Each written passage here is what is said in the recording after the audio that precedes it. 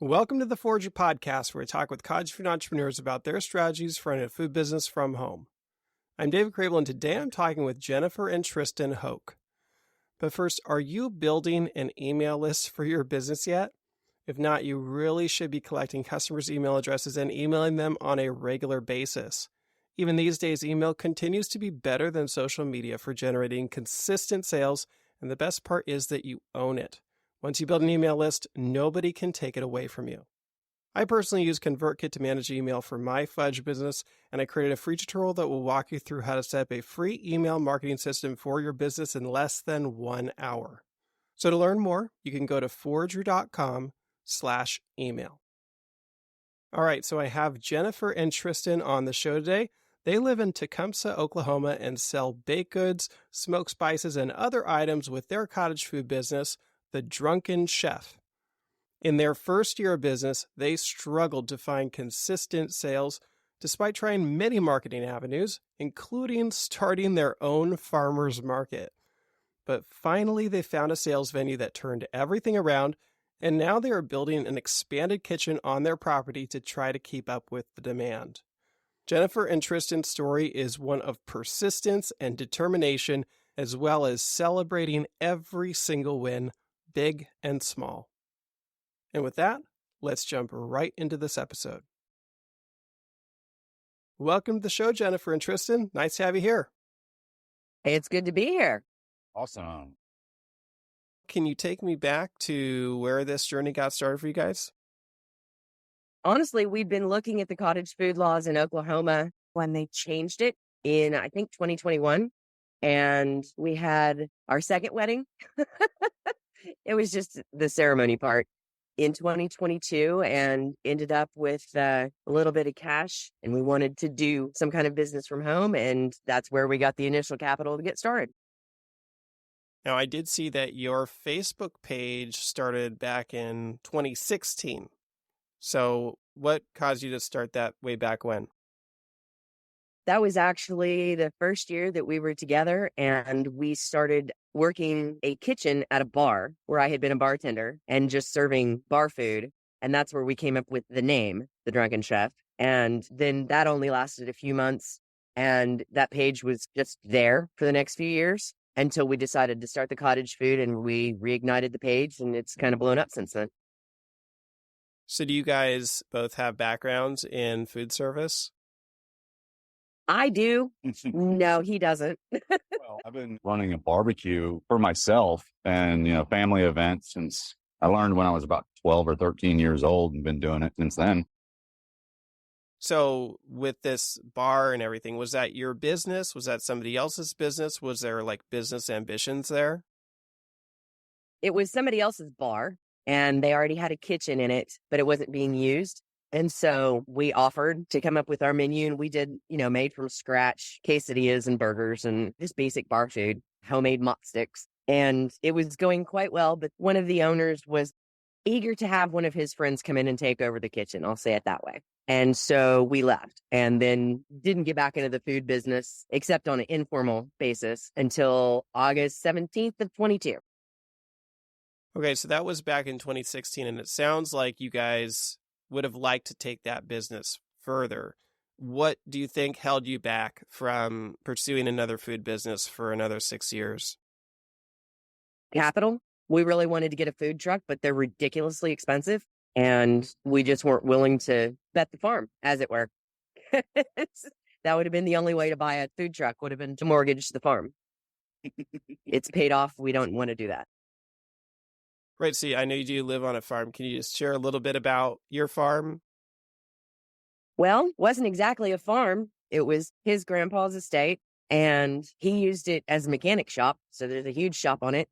It's about 32 acres. I'd always wanted to homestead, and he finally got me some chickens a few years back, and then it just kind of went from there. And we had chickens and pigs, and we've talked about getting cows or goats or sheep, and we've got dogs that people drop off out in here in the country. So we've got right now 7 dogs and God knows how many cats, because people like to drop tomcats off.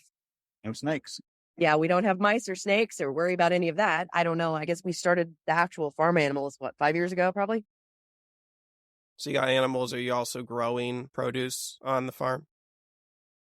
We usually have a pretty big garden, but this year has been kind of a cluster because we've been so busy with the cottage food that we have not had time to plant the garden. Well, we've got 5.5 inches of rain in the last 24 hours. It's been kind of a trend. So it's just too wet. Yeah, even if we had planted, it would have all been washed away and messed up. So it sounds like when you started the food business, it wasn't related to the farm necessarily, it wasn't related to the produce that you're growing. We'd like for it to be. We have planted some fruit trees to be able to use in the muffins, and we have used our pears in the muffins. I'd like to be able to grow as much of the produce as we can that we use in things. Well, we do use our eggs in the muffins. In all of our baking is our farm fresh eggs. Right. So it sounds like you guys sort of wanted to start this commercial food venture, selling things that wouldn't be allowed under Oklahoma's law. Oklahoma's law improved so that you could sell certain types of items, and actually quite a lot under their new law. It's very unrestrictive. So was it the law change that caused you guys to look into this further, or what was it about 2022 that caused you to get this off the ground again? Well, we've been looking at it since they changed it in 21 and trying to decide what we would want to do. I used to do wedding cakes a long time ago, and I did not want to get back into that business because that is an incredibly high stress business. So I wanted to do something that was a little more mellow, something we could sell out in front of our house because we have highway frontage and we have kind of an ideal setup to sell out in front of our house. So we wanted to do something where, our commute was literally 15 seconds down the driveway. And we came up with this wild idea for jumbo muffins, which I had never made before June of 22 in my entire life. It's not super typical for somebody to start a business around something that they've never done before. So what do you feel like was the motivation or the drive to start a food business and find something to sell? Well, it's self-proprietorship, not Yeah. having to work for somebody else. Yeah. Working the farm, but also having the farm itself produce funds to support itself. That's part of it. Yeah. We wanted for our cottage business to be able to support the farm until the farm could support itself. Does that make sense? Yeah, absolutely makes sense. And what are your backgrounds? And I know you said you sold wedding cakes. Is it running the farm? Do you guys have day jobs? No, we don't have day jobs. I was originally in psychology, went to PhD program at University of Tulsa, and was only too glad to get out of that field and farm. I was a mechanic pretty much all my life, and then grew up on a ranch in Texas, and then bought this place. All right, so you decided to start the cottage food business, try to bring in some income, it sounds like, and you found a muffin recipe that worked really well. So can you take me through the early stages of the cottage food venture when you decided to start it? What did that look like? Well, honestly, it was right after our big reception wedding, and we were supposed to go to a family reunion the next month for his family. And we had decided this in the interim 4 weeks. I really like science, which that's nerdy. So I read a whole bunch of baking science and really wrote my recipes from scratch. I've never bought a recipe. I write them all. And we just took, I don't know, half a dozen different kinds up to this family reunion just to see what they thought, get their feedback, good, bad, indifferent. And they all said they were amazing. And so we were like, okay, this is it. This is what we're going to do. And if you can think back to that time, what were your visions for the business? Where did you predict that it would go? I don't know that we had a prediction. His grandmother at one point had a bakery in Tecumseh. And so we had considered that actually having a storefront. We also have a big toy hauler trailer that we had thought about selling out of, and we may still. But it was all kind of up in the air. We didn't really have a vision for it. It was more of a, let's just see where this goes. So what was your first sale day like, or the first time you actually put yourself out there and started to charge for your products? We had what? 4 people stop the first day? Yeah. We still have the first dollar taped up on our dartboard. 4 people, and we were elated. Yeah, we were thrilled. I think we made, I don't know, $40. Yeah. We were opening then at like 6 a.m. because, we thought muffins, breakfast food. And we had cold brew coffee and hot coffee. And I think we did tea at that point and lemonade. And I made homemade syrups that you could flavor your stuff yourself. And we only did muffins for probably a year. And then we kind of branched out into some other treats, and it's all taken off since then. So I think a lot of people, if they got 4 people on their first date, probably wouldn't feel elated. But I also know that that is a success. That's progress. Is it because I think it sounds like you were selling from the farm, right? So you're just dealing with people who might happen to pass by? Yeah, we had a hand painted jumbo muffin sign out front. And we have a frontage road next to a highway. So you can pull off of the highway and park on the frontage road right by our driveway. And we just set up a tent out there with some tables. And we were thrilled that anybody would stop with a hand painted jumbo muffin sign. We didn't know that anybody would stop. We're 5 miles outside of town, but there's nothing else around here. There's not another cafe or anything for another 15 miles. We looked up the traffic before we got started. There's an average of 7,000 cars a day that pass by here. Granted, they're all doing 90 miles an hour. Well, that's true. That's why the hand painted muffin sign was large. All right, so take me through those first few months then. You said that you were doing muffins for just the whole first year. How did your business ramp up over time? Well, it was very slow. I was taking care of my mom, who had multiple system atrophy. It's similar to Parkinson's, but much, much worse. And I had been taking care of her when we started the business for probably 10 months at that point with my dad. Dad was taking care of her, but I would go up and help him probably 4 days a week. And it was really a struggle. Well, she had passed in February of 23, and we had taken a few months off. I mean, we started in August, and I think we took off from December through April. You know, some of that is it's wintertime and it's holidays. And then we were also taking care of her and dealing with all of that. And then we got started back in April, and our customers came back. We were really shocked at how many of them came back. We've been looking for you. We've been looking for you. And they came back. And then in November of 23, we had 3 people stop in one day that were from Ada. And they were all telling us about this new food truck park, and you should get a hold of them and you should go down there and sell. And we got a hold of them that next week, and we've been going down there. The thing has blown up since then. It's absolutely been fabulous. So did you say that was November of 2023? Yes.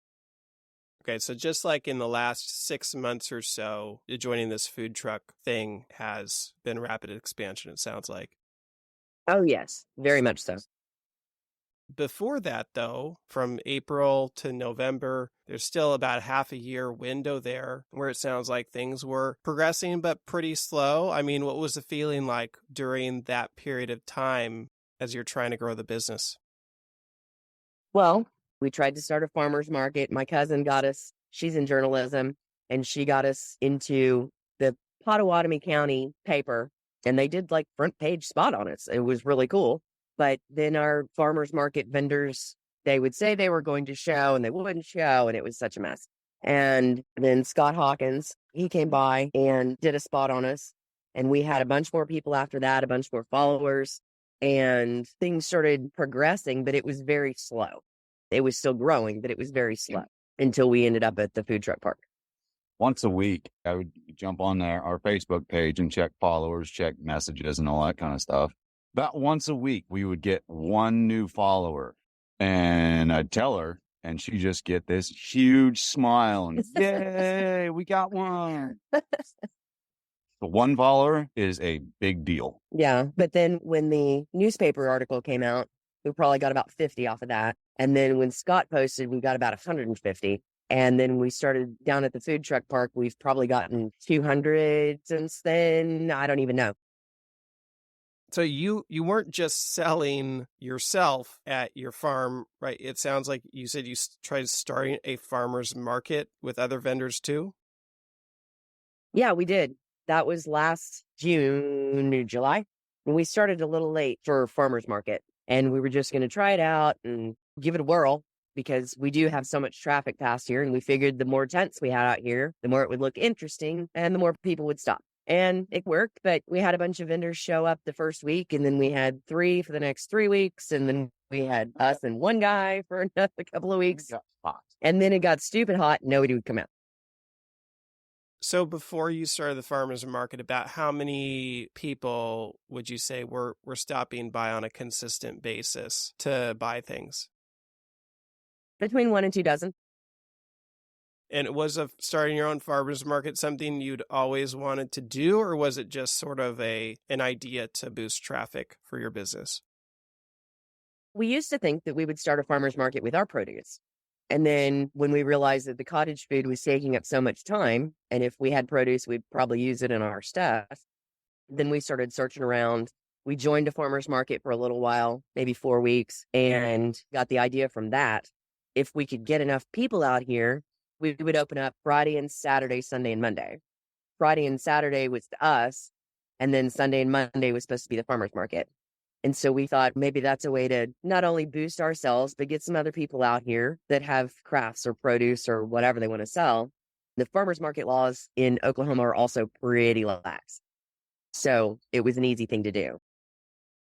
So you said that you obviously tried to start your own farmers market, but it sounds like you also joined an existing farmers market as well, correct? Yes. And that was the reason that we decided to do ours on Sunday and Monday, because hers was on Saturday. We wanted to give people extra days to go and sell their stuff. And you only did that for a month? I think it was 6 or 7 weeks. So was that not as successful as you had hoped?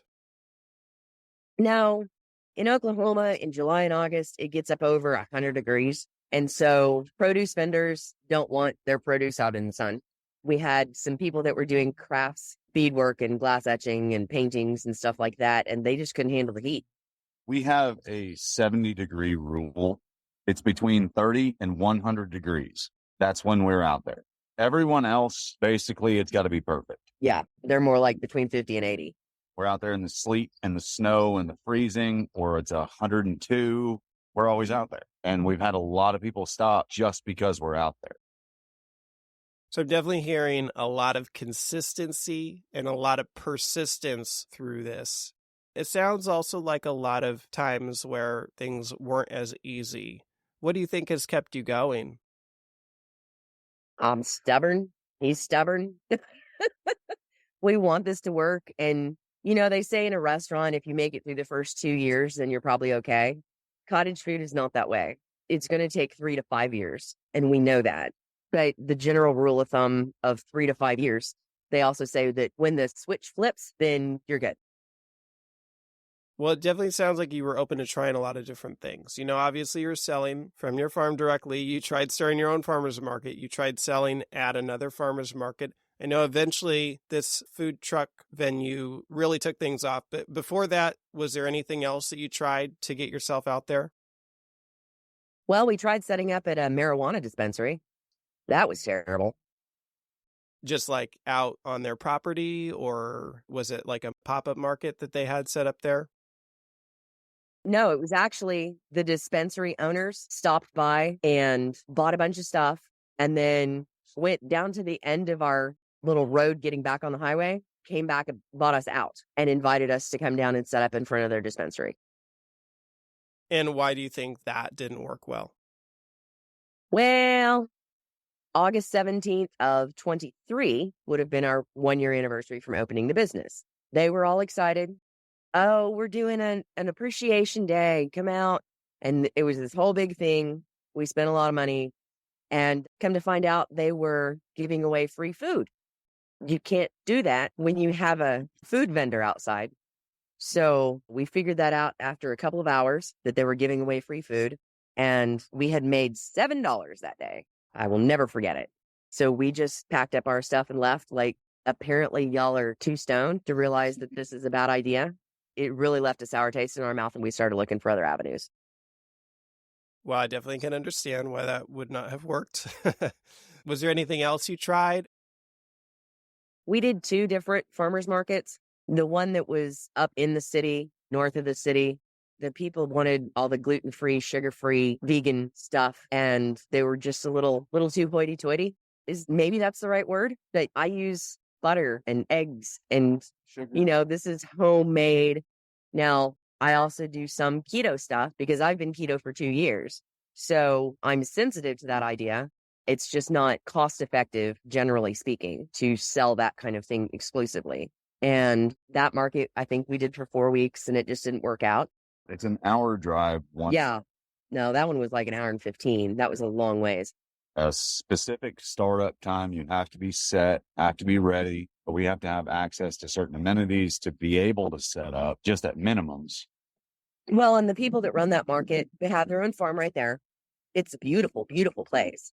And they were just, I don't know, they weren't really taking care of their vendors.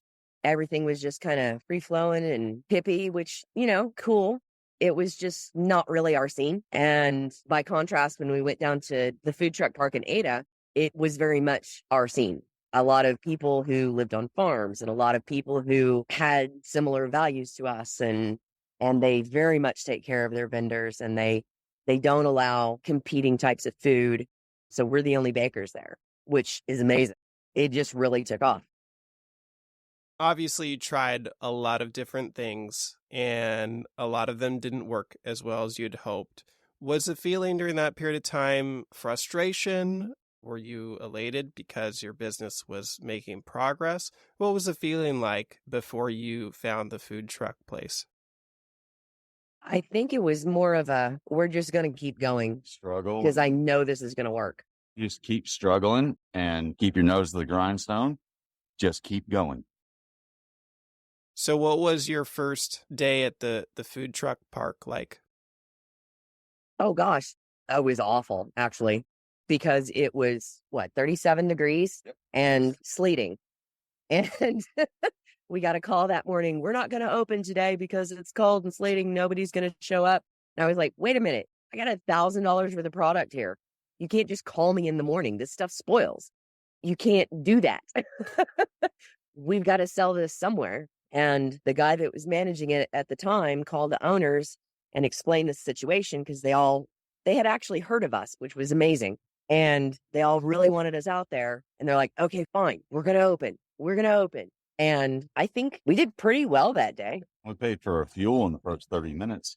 Oh, yeah. One of the other vendors came and spent over $100. We had other people show up that just showed up because we were there. Some of our followers are actually from southern Oklahoma. And you have a lot of people that if we mark off that we're within like 20 or 30 minutes from where they are, they will come directly to us instead of having to drive an hour and a half. It's opportunity. Yeah. So we had a few people that day that had already known who we were and showed up. And, as far as salesmen, it was a pretty good day. So what was your first day at that place like when it was not sleeting and you had favorable selling conditions? That was actually the next day. The next day, for whatever reason, this sleeting moved out and it was like 50 degrees, something like that. And we had 2 food trucks that were open besides us, because they had just opened in early November, the food truck park. And I think when we got in there, it was late November, early December. And so the fact that there were 2 food trucks that were somewhat known in the area, their people came in, they had the bar open, which it's an open air bar. And all of the vendors and the bartenders were all saying, hey, you need to go check out the Drunken Chef. You need to go check out the Drunken Chef. And it was an amazing day. Not our best sales day, but close. And that was just the second day there. When you had that first weekend there, did you feel like, oh, this is it? Like we found it? Yeah, that really solidified the second weekend, because us and all of the vendors, we sat around a fire pit that we had brought and talked for probably an hour and a half, 2 hours, because it slowed down. I mean, dark comes early that time of year. And so it really slowed down. And we all just decided to stay out there and kind of get to know each other, because it was a new place and we were all new to each other. And it really, I guess, solidified our sense of community out there, which was something that we had been seeking, especially trying to open the farmers market out here. We wanted that sense of community, of people helping each other. And the burger place buys their onions from the produce place and, that kind of thing. And everybody trades. And that second weekend, I think, was when we really went, okay, yeah, this is where we want to be. Now, did you say it was a new venue? Yeah, they just opened in early November of 23. And you call it a food truck venue. were you selling out of some kind of truck or trailer, or were you selling from a pop-up tent? From a tent. We're still selling from a tent. We hope to get our trailer done and maybe be able to use that so that when it rains, it's not as sketchy. But I mean, we've sold out there in the rain in the tent. It just, you do what you got to do. We're on our fifth one. Now, I know that you started selling muffins. When you got to the food truck park, what was your menu looking like? Let's see, I had 3 or 4 higher end muffins. I did the strawberry cheesecake, banana pudding, probably the apple cobbler with caramel, and a lemon poppy seed that has since morphed into a lemon velvet poppy seed that is hugely popular. Fresh blueberry and gigantic oatmeal cream pies. They're 5 inches in diameter and probably an inch and a quarter thick. We bring 20, we sell 20. Oh yeah, they sell out every time. We do some cookie bars. You know, a lot of these cottage food people, they think that you have to have this pretty round cookie. No, I cook my nutty peanut butter bars and my toll road cookies in a sheet pan and cut them up. Everybody loves them. Oh, and I do fudge, gourmet fudge, but that just started like 2-3 months ago. You said you're selling out of the cream pies. What prevents you from bringing more of those each time? They are very labor intensive. We've been working on efficiency to make them faster because you have to make them in rings and then it's just a lot of prep, a lot of prep. I did figure out how to bake them faster using the convection, which is great. Put some nice crust on them. I figured out how to do because you have to push them down in the rings so that they're more flat. Literally handmade. Yeah. And so I figured out some faster ways of doing that because it was taking me probably 4 hours to do 14 of them. And now it's down to about 2. So it's getting faster to where we can have more of them and have them more often. So, Jenifer, are you the one who makes everything for the market, or Tristan, you involved in the cooking too? He doesn't do the baking, but he has his own stuff. He does smoked spices. And so we take like paprika and garlic and salt and pepper and chili powder and cayenne. And we've got a whole range of stuff. And he smokes them on an old, like primitive smoker. And we sell those by the ounce, basically. And I also use those to make a cracker mix. And we sell a lot of that too. Mostly, I do the logistics part of it, making sure the trucks are running, making sure the electronics, electric, plumbing, ovens, basically that she can do the baking side of it with no hardships other than what is actually involved. So what would you say are your best sellers? Is it the muffins? The muffins and the oatmeal cream pies, and then the cracker mixes right in there. Now, what about pricing? Where did you start out at, and where are you today?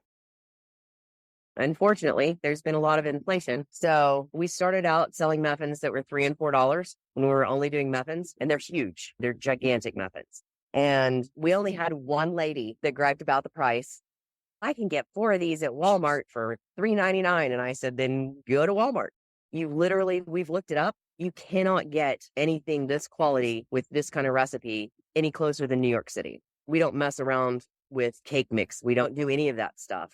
And we write all the recipes, and we do everything we can to make it as high quality as possible while still making a profit. And most expensive one is $7. But the July 4th festival, we're going to have one that's $8. That one's going to be a strawberry cheesecake muffin with a blueberry cheesecake filling and raspberry drizzle on top with star-shaped sprinkles. So it'll be a red, white, and blue. Do you find that the premium and higher priced muffins sell better than your basic muffins? Especially when they're new, yes. The first time that I did a $7 muffin was my white forest, and that was probably 2 months ago. And it's white chocolate and dark cherry, tart cherry, a white chocolate whipped cream, raspberry drizzle on top, and nobody even batted an eye at the price. Not even a little. So do you add flavors just for that reason alone, because you are trying to do something new, something that'll be exciting for customers? Or is there any other reason for mixing it up? Oh, no. I think people like the new stuff. We have some, like our lemon velvet poppy seed is a perennial favorite. That recipe just got really refined probably 3 months ago. But yeah, I always want to mix it up. Now, what about packaging? Are you presenting these muffins like in high-end packaging, or what are you doing there? In Oklahoma, you can sell from either prepackaged or you can do it out of what they call a bulk bin. That changes up your signage a little bit, what's required, makes it simpler. So we actually display them on a fancy cake plate. And then things like a cheesecake muffin, where the cheesecake filling has to be refrigerated, we will fill those on demand. So the ones that are on the plate, they don't get sold because they've been in the elements, the heat, whatever. But, somebody will see the one on the plate and go, oh, I want a cheesecake, or, oh, I want this or that. And we will go ahead and fill those on demand. And then it just goes into a paper sack and nobody cares. So, and you said that you have bumped up pricing over time because of inflation. Has there been any pushback when you did that? Not a bit. I've been kind of shocked. How do you determine which price to settle on? I generally run with a 60 to 75% profit, but that's just raw profit. I don't figure in like hours of work or overhead, things like that. It's really just the ingredients and what that would cost per muffin. And I go from there. So you're really talking about a 35% ingredient cost, and that's pretty standard, I would say. Yeah. Yeah. So as you've been selling at this food truck place, did it just take off immediately and has stayed there? Have you been growing a lot in the last 6 months? The weather in Oklahoma is fickle, as you may have heard. It's been kind of a challenge through the spring to make sure it wasn't storming and tornadoes coming. We have weekends where it's beautiful outside and we break our sales records. We did that 2 days in a row about a month ago, broke our sales records by a lot, and then broke it the next day by a lot. And then it's kind of leveled off. I think we will have some days this summer that we'll break them again. But as far as the followers and getting our name out there, it has been nothing but a positive. So when you say breaking records, I'm just curious about how much are you selling, either quantity wise or dollar value? Our average, I mean, if you want to know dollars, our average is about $350 a day when we're at the food truck park. We broke a record. It was over 500 on a Friday and over 600 on a Saturday. And how often are you going out to the food truck place to sell? We go Fridays and Saturdays. Weather permitting. So sometimes you're breaking over $1,000 a week from sales there. Are you still selling elsewhere during the week? Occasionally. We are currently working on building a new kitchen that would take it out of our teeny tiny house kitchen and put it on the back porch, which is still a house kitchen and allowed by Oklahoma law. And that would put it into an approximately 14 by 20 foot space where that would be just our cottage food kitchen. And then we can increase production enough that we will probably be once again selling out in front of the house. But for right now, we just can't keep up. That would be 200 to 300% production increase. Yeah. And we've talked about even going into wholesale. Okay, so you're definitely feeling it when it comes to your kitchen space. Is that sort of the bottleneck for you right now? Yes, it is. It's a $1 kitchen. And this kitchen you're building out, is that just a recent development? Is that come about because of the success you've been finding at the food truck place, or is that just something you've been eyeing for a while? We've talked about it for probably a year. We also have a 2-story detached garage that we had talked about putting a kitchen in, but it wasn't even the food truck park as much as it was when we started getting these other calls and requests to go and set up at this festival or that festival. People who have had our food, people who, we've been recommended to. And that was when we were like, okay, if we're going to start doing festivals and stuff, we're going to have to be able to increase production. But it's really just been the last week and a half, 2 weeks that we've been actually drawing out the plans and stuff like that. And when do you sort of feel like this will be done and you'll be able to expand your production? We're hoping in 2 months. I've got medical stuff coming up at the end of July, And we're hoping August we will be able to finish up the kitchen and have it ready in time for our big event in September. It's a Barking Waters music festival in Wewoka. And last year they had Collective Soul. We're not sure who they're going to have this year, but I figured if they got that well known of a name last year, it'll probably be pretty good this year. Did you sell there last year? No, we got messaged out of the blue about 3 weeks ago. So are you finding that opportunities are coming your way? Are wholesalers reaching out to you now and you just can't accommodate it?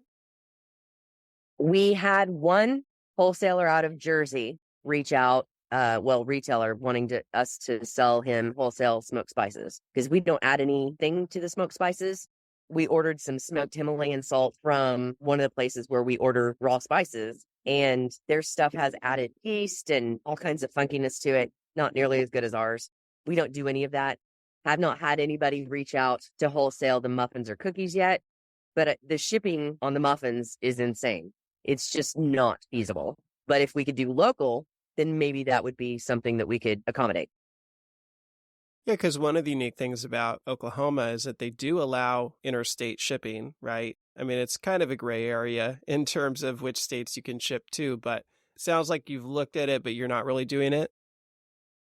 No, it's just the cost is prohibitive because each muffin weighs about a pound and you have to get them there, especially something that's filled. You'd have to get them there in ice packs and things like that so that the cream cheese didn't spoil or whatever. And they can't be sitting on a loading dock somewhere in the sun. That's a 1-day shipping, kind of like they do with organ deliveries. Organ transplant, stuff like that. Got to stay cold and it's got to get there quick. Obviously, So- people are going to spend more for organ transplants than they are for muffins. 6 muffins. I It looked was it like up $76. 2 years ago. USPS was $270 just for shipping on 6 muffins. Well, and UPS was something like 76. Yeah. I mean, it was just insane. I mean, it was more than the muffins cost. You're talking about doing ice packs and trying to ship your cream cheese items. What about just your more shelf stable muffins that don't necessarily need to be kept cold? They're still very heavy. But it's still only a 3-day shelf life. Yeah. Well, hours. no, it's more like a 5-day shelf life, but you wouldn't want them shipped more than 2 days. But it comes back to our standards. I don't want them to be sitting on a truck for 3 days and then you have 1 day to eat them. Yeah. Or they taste stale. Then you're never going to get a repeat customer and it's just not worth it. And nobody's going to pay $100 for 6 muffins. Especially when the muffins or the shelf stable ones are like $4 or $5 a piece. I mean, that's just silly. The shipping costs you're citing, those sound like maybe retail rates for 1-day shipping. You know, I'm thinking like for USPS priority mail with business rates. I would think, you know, for a 6-pound package within Oklahoma, we'd probably be looking more in the $10 to $20 range. That could be possible. And then if you froze them before you ship them, that would give you a little bit of extra time. That's true. I mean, I could see there probably would be a way to make it work and it'd be at least something to test out. But I do want to make sure that you were looking at the business shipping prices because it is amazing how much less expensive certain types of shipping can be if you go with the business rates. Okay. We'll look into that. One place to start looking is Pirate Ship. It's a very Hadn't heard of that one. popular website for shipping. There's a lot of shipping services out there for businesses, but they'll basically get you the discounted shipping rates with no upcharges. Huh. I think you'd be surprised by the costs and the rates there. So priority mail for your non-refrigerated items, it might be something to look into. Yeah, because we've got family in Texas and Missouri that are just dying for us to ship them some muffins. Now, I know you're obviously relying a lot on this food truck venue for your sales and your marketing. Do you guys do more marketing on top of that?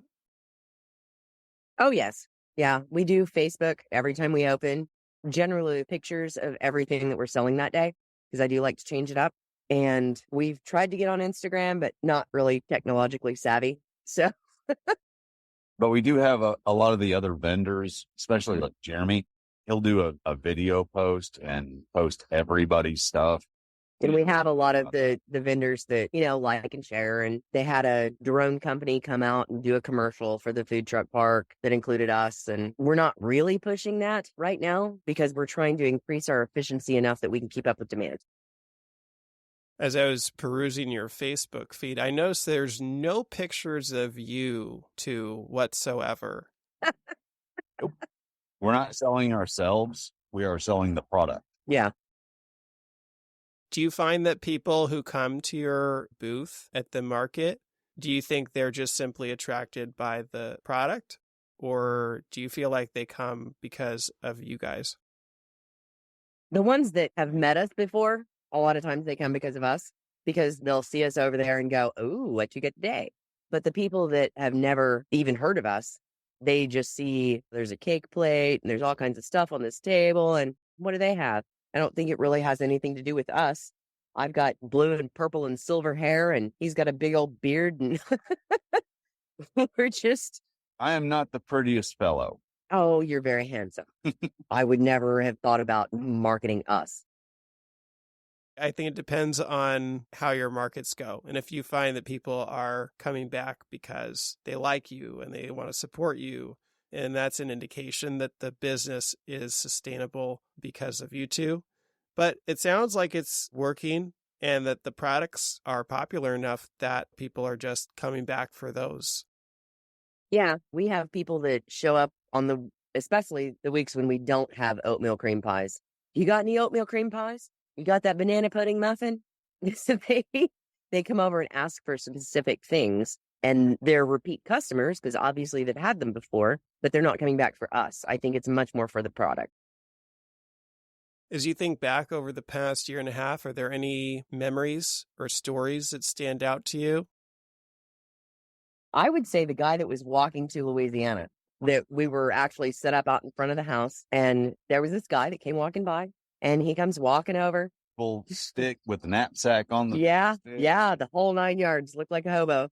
And he walked by and stopped and asked, "Okay, so I'm going to," where was he going? Baton Rouge? Shreveport. And Tristan used to live in Louisiana, and so he knew exactly how to tell him to go. And the guy's like, "Oh, thank you, thank you." And he walks off down the road, and I was like, "Babe, he's walking where?" "To Shreveport." And I went, "He needs calories. Go give him an oatmeal cream pie and a couple of muffins and some cookies and a water or something."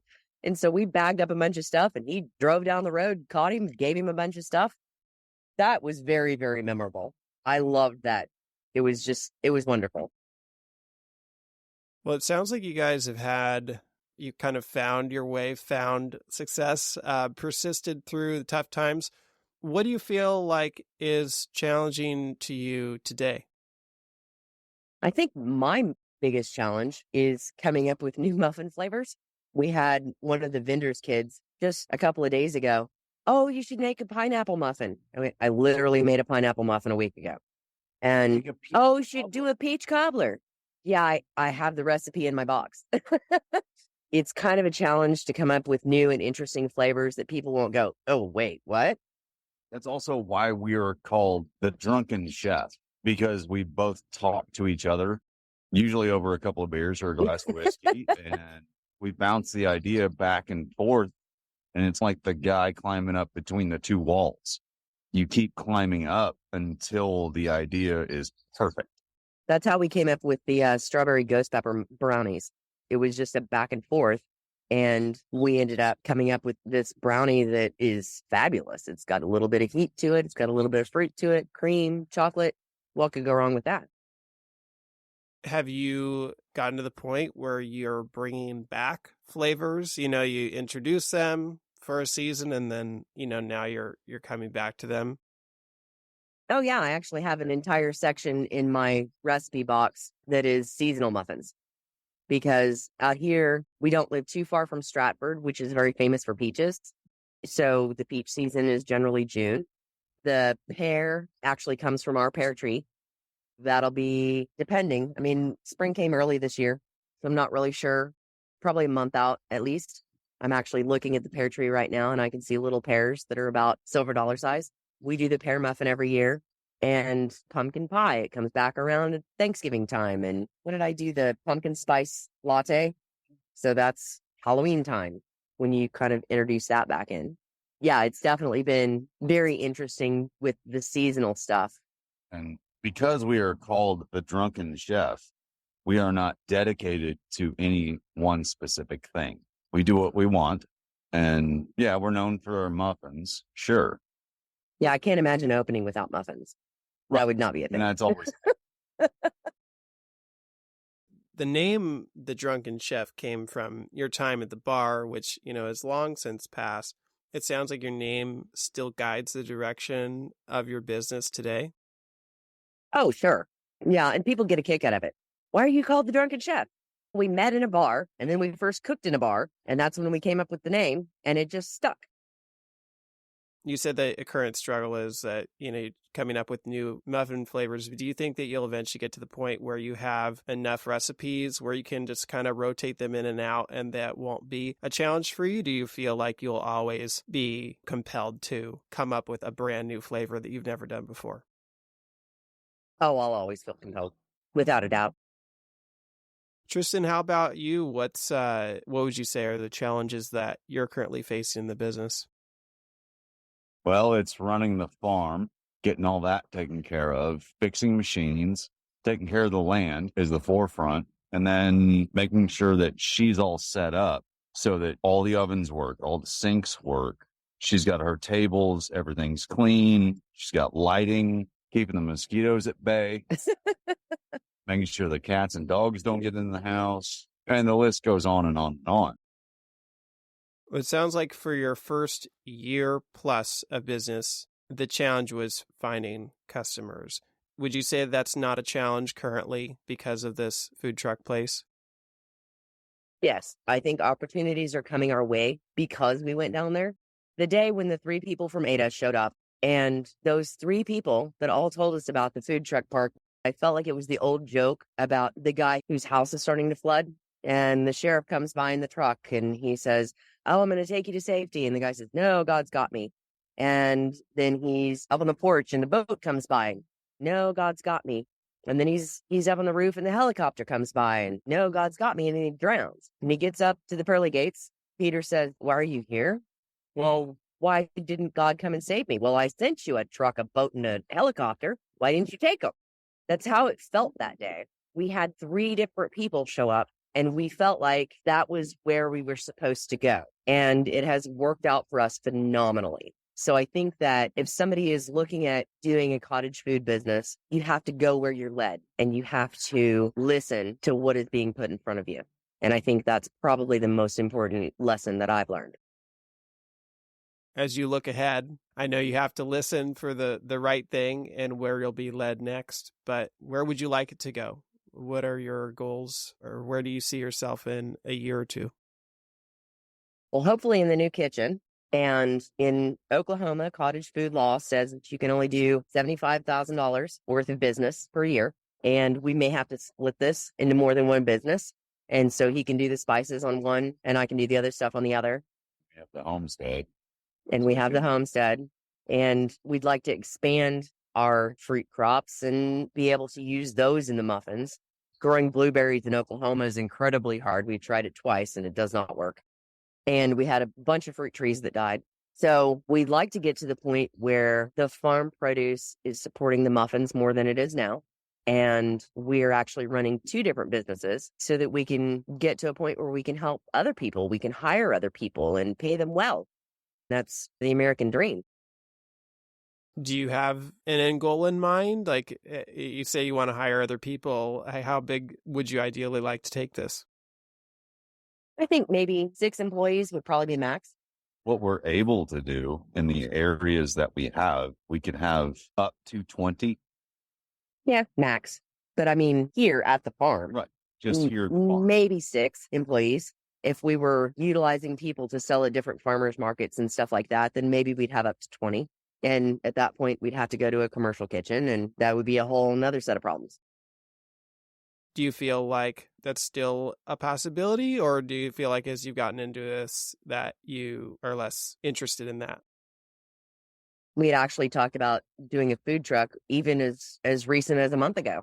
And what we've noticed is that generally speaking, not all, but generally speaking, food truck people are not as community oriented, I'll put it that way, as cottage food people. Cottage food people tend to help each other out and they tend to share. And there are certainly exceptions, but just in a general sense, the cottage food people have a better kindness towards each other. And we really like that. Why do you think that is? Maybe because it's so home based. I mean, that's the definition. So being that you work at home and you know other people are working at home and, you know, it takes over your living room and in your dining room and everything. And we all know that that's how that works. Whereas in a food truck, you're just working there. It doesn't take over your life as much as the cottage food industry does. So there's more compassion. I know that you said that you have to listen for the right next step. As you think back on what you've learned over the past year and a half, is there anything else that you would recommend to your other fellow cottage food entrepreneurs? Always listen to the customer, but the customer's not always right. Listen to the customer as far as constructive feedback. This muffin wasn't quite right. This muffin was a little weird. This whatever, cookie, whatever you're making. And then also perseverance. If you have something that people love, then persevere. Well, Jenifer and Tristan, thank you so much for coming on the show and sharing your story with us. If people would like to learn more about you, where can they find you or how can they reach out? We are the Drunken Chef on Facebook. Usually you have to search Drunken Chef OK, and then it'll pop up. It's a weird little graphic that says Drunken Chef with a Drunken Chef hat on it. That's really the best way to find us. Well, I will put links to your stuff in the show notes. And thank you so much for coming on the show and sharing with us today. Thank you, David. Appreciate you. That wraps up another episode of the Forager podcast. For more information about this episode, go to forager.com/podcast/117. And if you are enjoying this podcast, please take a quick moment right now and leave me a review on Apple Podcasts.